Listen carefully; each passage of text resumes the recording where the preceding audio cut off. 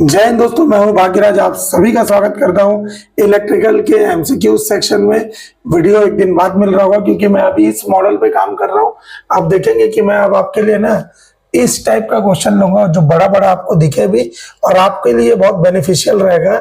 आप देखेंगे बेटा, previous year question paper code है 109/2005 का है, एग्रीकल्चर का है, 28/1/2005 को हुआ है टेक्नीशियन का। और ये पेपर इस टाइप का आप देखेंगे ना, इसको मैं बोलूंगा टफ पेपर। इस 35 क्वेश्चन में से अगर आपके 20 क्वेश्चन भी बन रहे होंगे ना बेटा, तो आप समझ लीजिएगा कि आपका प्रिपरेशन बहुत अच्छा है। ठीक है ना। देखिए वो कैसे क्वेश्चन है, और नहीं याद होगा ना तो उसको कहीं नोट करके वन लाइनर कॉपी में याद करना चालू करिए, क्योंकि ये मैक्सिमम पेपर में डेटा रिलेटेड क्वेश्चन पूछता है। ठीक है, तो चलिए बिना किसी देरी के वीडियो को स्टार्ट करते हैं। आपको इसका नेक्स्ट पार्ट कल सुबह भी मिल जाएगा, तो अभी ये 35 देख लीजिए इसको। चलिए क्वेश्चन नंबर 1 है, starting capacitor of a single phase motor is. बोल रहा है starting capacitor of a single phase motor is. ये जो स्टार्टिंग कैपेसिटर होता है, आपको पता है दो टाइप का कैपेसिटर होता है, स्टार्टिंग और रनिंग। तो स्टार्टिंग कैपेसिटर हमेशा होता है इलेक्ट्रोलाइटिक टाइप कैपेसिटर, ये इंपॉर्टेंट होता है। और सेरेमिक टाइप का कैपेसिटर जो होता है ना, वो रनिंग कैपेसिटर के लिए यूज किया जाता है, रनिंग कैपेसिटर। ठीक है, याद रखिएगा ये वाला। ठीक, चलिए अगला। ये तो बहुत बार पूछा हुआ, आप बता भी सकते हैं। Insulation resistance is measured in terms of, किसमें इंसुलेशन रेजिस्टेंस को, किस प्रतिरोध को किसमें मापा जाता है? तो हमेशा मेगा ओम में मापा जाता है। ठीक है ना, 1 मेगा ओम, 2 मेगा ओम, ऐसे मापा जाता है। ठीक है ना। चलिए ये बहुत अच्छा क्वेश्चन है। देखिए आंसर अगर आपको पता है तो कमेंट सेक्शन में बताते जाइएगा, नहीं तो आपको अपने से भी बताना है। लिखा है for pipe earthing the maximum internal diameter of GI और स्टील पाइप रिक्वायर्ड इज। बोल रहा है कि ग्लास या स्टील पाइप के लिए ना अधिकतम आंतरिक व्यास क्या होता है? तो देखिए अधिकतम होता है हमेशा जीआई पाइप के लिए। ये प्योर आईटीआई क्वेश्चन है बेटा, जेई में भी पूछता है और आपके एएलपी में भी आने की संभावना बहुत ज्यादा है। अधिकतम जो होता है ना, हमेशा 50 mm का यूज किया जाता है, और जो न्यूनतम होता है, मिनिमम जो होता है ना, वो यूज करते हैं हम लोग 38 mm तक। तो यहाँ पर ना 50 mm तो दिया नहीं है, सबसे मैक्सिमम 38 mm है। तो ये हमारा option D is correct answer. इसको एकदम याद कर लीजिएगा, बहुत क्वेश्चन बनता है ये। अधिकतम 50 mm और न्यूनतम 38 mm। ठीक है ना। चलिए नेक्स्ट। यहां पर बोल रहा है for pipe earthing the minimum length of pipe electrode should be not less than होगा ना। ये जल्दबाजी में मेरे से ही टाइप हो गया है। ठीक है ना। क्या मुझे उन्हें कम नहीं आंकना चाहिए, ऐसे पूछा है। तो ये देखिए जो लेंथ होता है ना, अगर मैं बात करूं मिनिमम लेंथ, तो मिनिमम लेंथ हमेशा होता है 2.5 mm मीटर, और जो मैक्सिमम लेंथ होता है, मैक्सिमम लेंथ ये आता है 3 मीटर। तो 2.5 से 3 मीटर के बीच होना चाहिए, तो मिनिमम 2.5 है, इसलिए option number A is your correct answer. ये वाला चीज लिखने का जरूरत नहीं है, ये क्या है, कॉपी करने पे ये तुरंत आ जाता है ना। कुछ कुछ चीजें ऊपर नीचे होगा बेटा, आप एडजस्ट कर लीजिएगा। आप एकदम बेहतरीन बच्चे, आपको पता है कि इस टाइप का कंटेंट कोई भी इलेक्ट्रिकल में आपको देगा नहीं, मैं आपको दे रहा हूँ एएलपी के लिए। फॉलो कर लीजिए मेरा चैनल। ठीक है ना। हटाते हैं। The unit of electrical energy is measured इन। क्या होगा बेटा कि एक इलेक्ट्रिकल एनर्जी को किसमें मेजर करते हैं? तो हमेशा किलोवाट आवर में ही मेजर करते हैं। ये इंटीग्रेटिंग होता है बेटा, याद रखिएगा हमेशा इंटीग्रेटिंग, इसे बोला जाता है समाकलित। ध्यान रखिएगा ये। ठीक है ना, ये बहुत इंपॉर्टेंट है। ये पूरा क्वेश्चन डेटाबेस पर आधारित है। देखिए बहुत इंपॉर्टेंट है, जेई में भी पूछा हुआ है, एसएससी जेई में। Fire alarm sirens are recommended to operate at a frequency of, जो फायर अलार्म का जो वो देखते हैं ना सायरन, वो कितने फ्रीक्वेंसी पे काम करता है, तो ये काम करता है बेटा 800 हर्ट्ज पे। बहुत ज्यादा होता है ना 800 हर्ट्ज, तो ये 400 हर्ट्ज, ऑप्शन नंबर डी लगा लीजिएगा बेटा 800 हर्ट्ज। तो ये मैक्सिमम एफिशिएंसी पर, मतलब मैक्सिमम फ्रीक्वेंसी पर काम करता है, तो 800 हर्ट्ज इसका इंपॉर्टेंट है, क्योंकि बहुत तेज बर्स्ट है, आप देखेंगे ऐसे मारता है पूरा इतना कस के कि सबको सुनाई दे देता है, ठीक है ना, तो 800 hertz. Armouring is provide in the cables for the safety. Armouring क्यों लगाते हैं? मॉइस्चर के लिए नहीं भाई, व्हाइट आंट के लिए नहीं, बर्स्टिंग ऑफ फिलर नहीं, हमेशा मैकेनिकल इंजरी से बचाने के लिए हम लोग आर्मरिंग का यूज करते हैं। केबल का ये टर्म होता है बेटा, याद रखिएगा, सिलबास करके, है ना। सी का मतलब होता है कंडक्टर, उसके ऊपर रहता है इंसुलेशन, उसके ऊपर रहता है लेड शीट, उसके बाद होता है बेडिंग, फिर आर्मरिंग, फिर इसके बाद होता है सर्विंग। ये आर्मरिंग और फिर होता है सर्विंग। ये इसका क्रम भी कभी कभी पूछ लेता है, तो ध्यान रखिएगा। आर्मरिंग हमेशा मैकेनिकल इंजरी से सुरक्षा देता है, और ये ठीक है ना।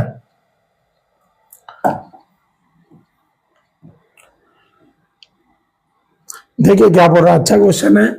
The KVA rating of an alternator is maximum when the load power factor is, जब load power factor, KVA rating alternator का मैक्सिमम कब होगा? जब किसी का लोड पावर फैक्टर क्या हो, load power factor maximum is maximum when the load power factor is क्या होगा? हमेशा जब वो यूनिटी पावर फैक्टर होता है ना, तभी केवीए रेटिंग मैक्सिमम आता है, ध्यान रखिएगा बेटा, ठीक है ना। इंपॉर्टेंट है सब question, most important. The generator used for arc welding है, ये आर्क वेल्डिंग इज, ऐसा कौन सा जनरेटर है जो आर्क वेल्डिंग के लिए यूज किया जाता है? तो हमेशा है डिफरेंशियल कंपाउंड जनरेटर ही आर्क वेल्डिंग के लिए यूज करते हैं, ठीक है ना। ये जो क्यूमुलेटिव कंपाउंड जनरेटर होता है, इसका एस्केलेटर में यूज किया जाता है, एस्केलेटर में यूज करते हैं, ठीक है ना। डीसी सीरीज जनरेटर आपको पता है कि ये जो डीसी सीरीज मशीन होता है, हाई स्टार्टिंग टॉर्क होता है ना, ये लिखने का जरूरत नहीं है। डीसी सीरीज जनरेटर एक प्रकार का, मैं बोल सकता हूँ, बूस्टर होता है, बूस्टर। मोटर रहता तो इसका यूज कहाँ होता है? अच्छा सॉरी, ये इसको थोड़ा सा काट लीजिएगा। आर्क वेल्डिंग में यूज होने वाला जो है डिफरेंशियल कंपाउंड मोटर, और क्यूमुलेटिव कंपाउंड जो जनरेटर होता है ना, ये इसका यूज कम करते हैं, क्योंकि क्यूमुलेटिव का मतलब होता है ऐड होना, ठीक है ना, ऐड करने का। इसका यूज कम करते हैं डीसी शंट जनरेटर और सीरीज जनरेटर, ये इंपॉर्टेंट होता है, ठीक है। चलिए next. A long tester is an instrument having, एक लॉन्ग टेस्टर में होता क्या है बेटा? एक लॉन्ग टेस्टर में होता है करंट ट्रांसफार्मर, सीटी। अभी इसका क्वेश्चन भी आएगा, ठीक है, ध्यान रखिएगा, सीटी। देखिए आ गया, secondary of a current transformer will have, एक सीटी का करंट ट्रांसफार्मर का जो सेकेंडरी होता है वो क्या होता है? मोर नंबर ऑफ थिक गेज, नहीं थिक नहीं होता, थिन होता है, ठीक है। Less number of thin gauge, more number of thin gauge, पतले गेज का एक लार्ज नंबर ऑफ टर्न होता है। अगर पीटी बोले रहता ना, तो मैं बोलता है less number of thin gauge, ये पीटी के लिए होता है, ये सीटी के लिए होता है, ठीक है ना, ध्यान रखिएगा ये सब।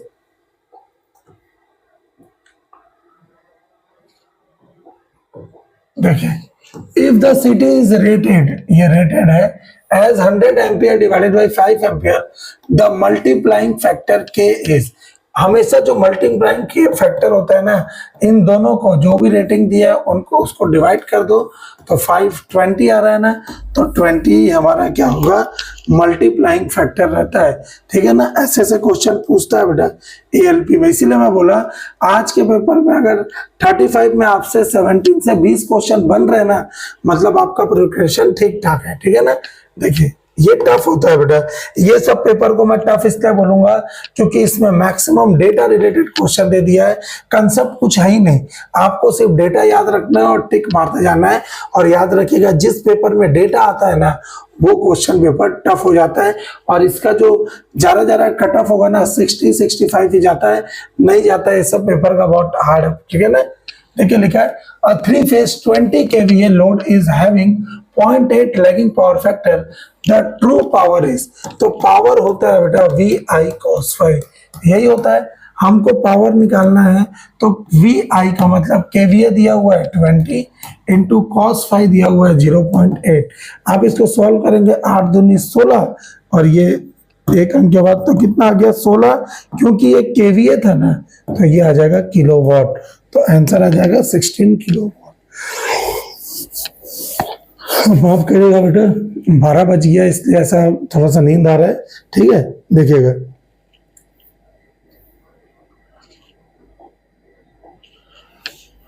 लिखा है, देखिए, अच्छा इसको थोड़ा सा और कर देता हूं,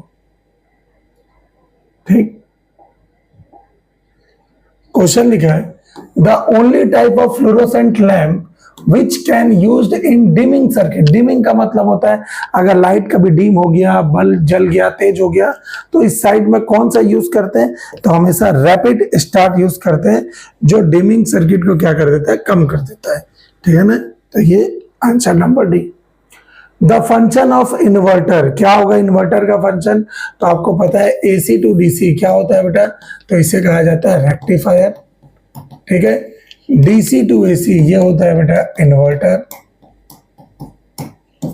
AC टू AC ये होता है साइक्लो कन्वर्टर, इसे ही हम कहते हैं फ्रीक्वेंसी कन्वर्टर भी, ठीक है। And option number 2 DC to DC ये इसे कहा जाता है चॉपर, ठीक है। तो ये 4 टाइप के कन्वर्टर मेजरली इलेक्ट्रिकल में यूज होते हैं, तो हमारा आंसर होगा ऑप्शन नंबर बी इन्वर्टर के लिए। The inner tube of high pressure mercury vapour lamp has, एक मरकरी वेपर लैंप का इनर ट्यूब क्या होता है, तो हमेशा इसमें आर्गन गैस भरा जाता है। Option number D is your correct answer, ठीक है।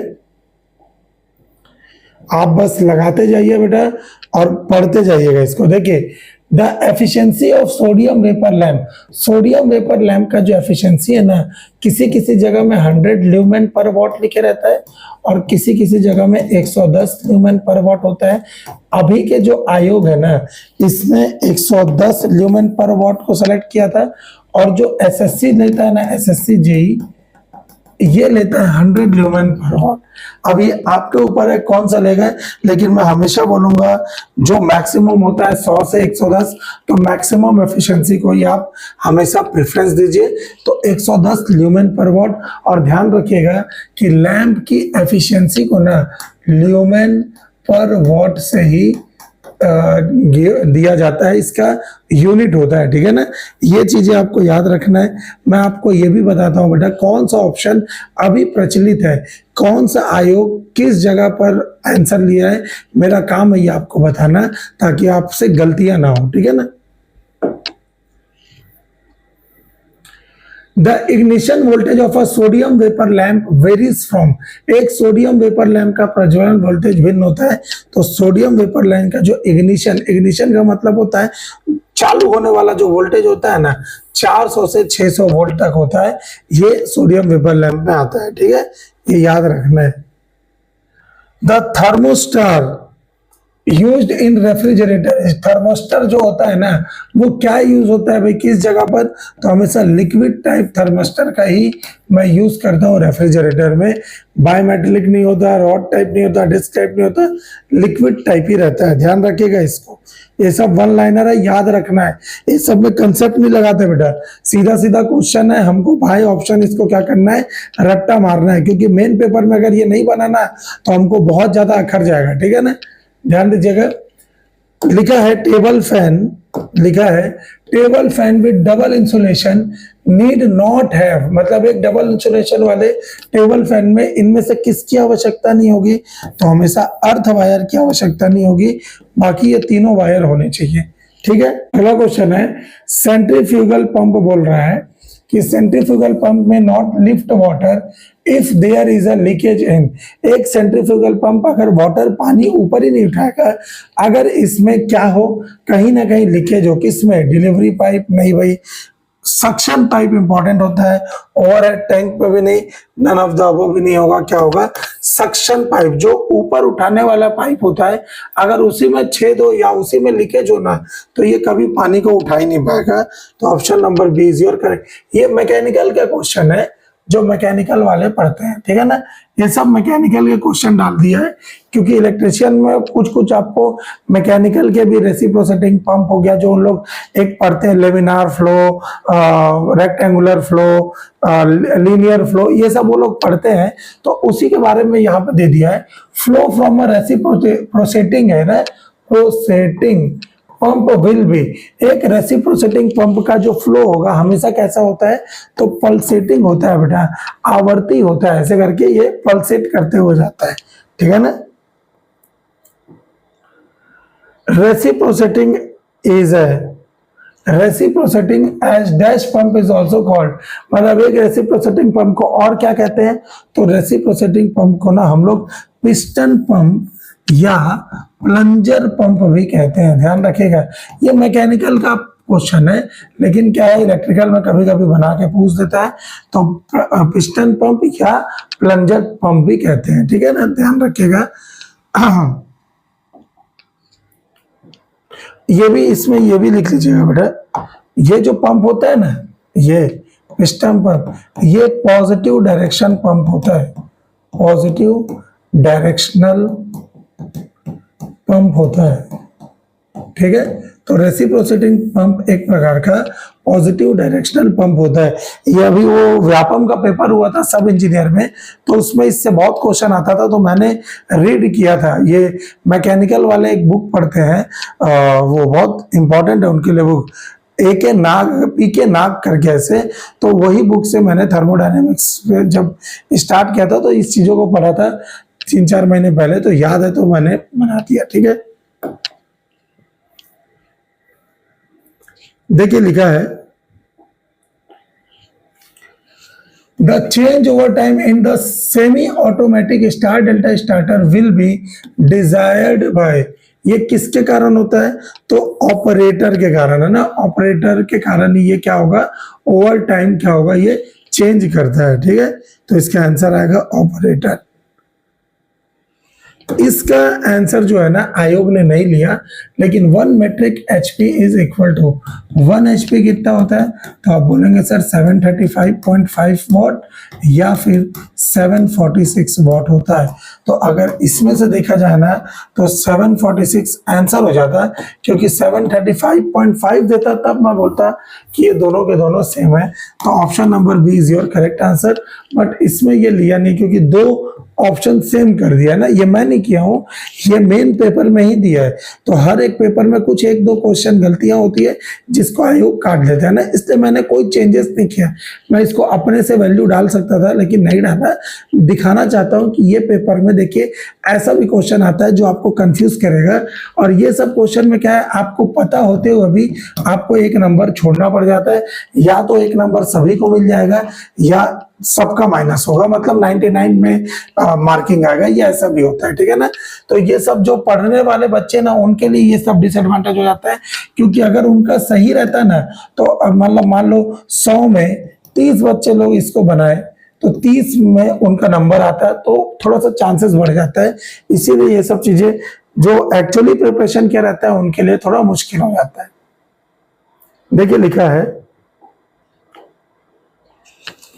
the type of lightning arrestor installed for the protection of distributor type transformer, किस प्रोटेक्शन के लिए यूज करते हैं, तो एक्सप्लोजन टाइप प्रोटेक्शन के लिए हमेशा यूज करते हैं। बाकी थेराइड टाइप, हॉर्न गैप, ये सब तो यूज ही नहीं करते, हमेशा एक्सप्लोजन टाइप के लिए हम लोग क्या करते हैं, हमेशा लाइटिंग अरेस्टर यूज करते हैं।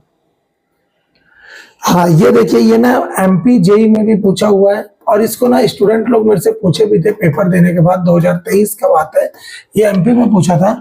The trade name of transformer, actually यहाँ ऑयल लगाना था, मेन पेपर में भी दिया नहीं है, एक जगह से दूसरे जगह पे पेपर क्या होता है, ये लोग कट कॉपी पेस्ट करके डालते रहते हैं, तो ये ऐसे करके दे दिया था कि ट्रांसफार्मर ऑयल का व्यापारिक नाम क्या है, तो कैस्ट्रॉल आपको पता है बेटा, एक डीजल वो तेल वाला होता है जो गाड़ियों में डालते हैं, इंडेन एलपीजी का नाम है, और ये सीआरबी नाम का कुछ चीज नहीं होता, ये अपने से भर दिया है, मेन होता है एस्केरल, ये जो है ना ये ट्रांसफार्मर ऑयल का ऑपरेटिंग या ट्रेड नाम है, ठीक है ना। तो ध्यान रखिएगा, ट्रांसफार्मर पूछता ना तो ट्रांसफार्मर के बहुत सारे नाम होते हैं, स्टैटिक डिवाइस हो गया, constant flux device, constant power device, phase shift device, mutual जैसे कपल्ड सर्किट, ये सब नाम से ट्रांसफार्मर क्या होता है जाना जाता है, ठीक है ना। तो ये ट्रांसफार्मर ऑयल का नाम है एस्केरल, इंपॉर्टेंट है बेटा, ध्यान रखिएगा।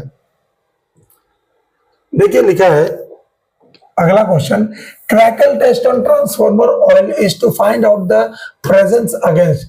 क्रैकल टेस्ट कब करते हैं ट्रांसफार्मर में, तो अगर क्रैकल टेस्ट में अगर कोई वाटर का मॉइस्चर या वाटर कंटेंट आ जाते हैं ना, उसी के लिए मैं क्रैकल टेस्ट करता हूं ट्रांसफार्मर ऑयल में, कि पानी में कहीं मतलब ऑयल में कुछ पानी की बूंद तो नहीं आ गए, तो इसीलिए हम लोग क्या करते हैं, वाटर का टेस्ट करते हैं क्रैकल टेस्ट में, ठीक है। The purpose of backup fuse is to provide protection against. क्या होता है भाई बैकअप फ्यूज, एक लगाते हैं फ्यूज, एक होता है बैकअप फ्यूज। बैकअप फ्यूज का मतलब होता है अगर ये फ्यूज काम नहीं किया ना तो ये कर लेगा, हम हमेशा कुछ ना कुछ चीजों में बैकअप लेके चलते हैं, अगर ये काम नहीं आया तो ये आ गया। सेम बैकअप फ्यूज हमेशा क्या करेगा, शॉर्ट सर्किट से प्रोटेक्शन प्रोवाइड करने के लिए हमेशा हम लगाते हैं, ठीक है ना। The best suited MCB category for motor protection is dash. क्या होगा भाई एमसीबी में बेस्ट प्रोटेक्शन क्या होगा, तो ये जो इसके आंसर आएगा ना ये है जी सीरीज एमसीबी। जी का मतलब होता है general series miniature circuit breaker, L का मतलब होता है लोड या resistive load, miniature circuit breaker. L और जी का, एल ऑफ जी का मतलब है load of general series MCB, तो इसका आंसर है जी सीरीज एमसीबी, ठीक है, ध्यान रखिएगा। ये देखिए ये यहाँ पर ये जबरदस्ती का छप गया है, इसको लेने का कोई जरूरत नहीं है बेटा, ना इसको करने का कोई जरूरत नहीं है, ये पहले ही वाला उस पर टाइप हो गया, मेरे से ही गड़बड़ हो गया। आपको सिर्फ हिंदी में देखना है और ज्यादा अच्छा होगा कि इंग्लिश वर्ड को ही आप प्रेफरेंस दें, ठीक है। चलिए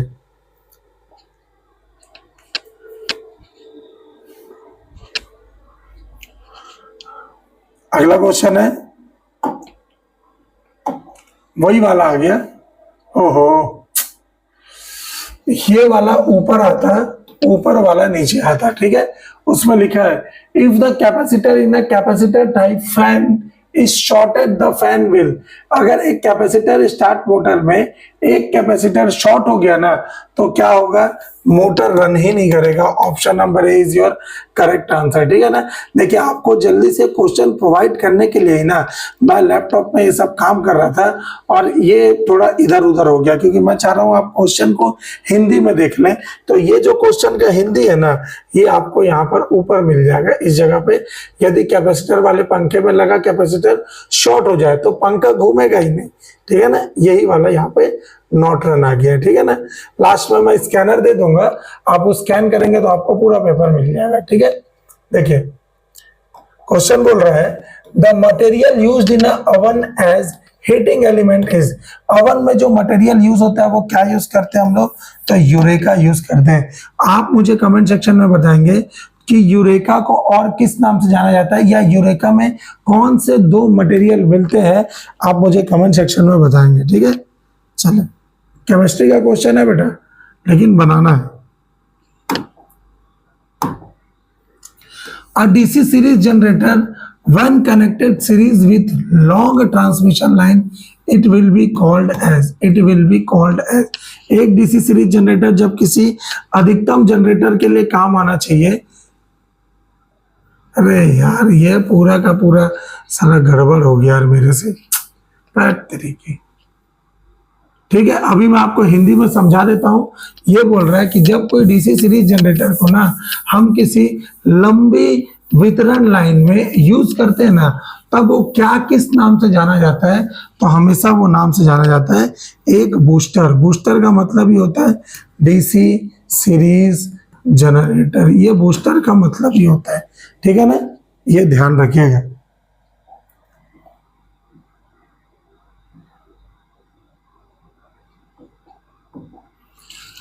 डीसी जनरेटर में ब्रश को किस जगह पर लगाते हैं भाई? देखिए, अधिकतम दक्षता के लिए ब्रश को कहाँ लगाना चाहिए?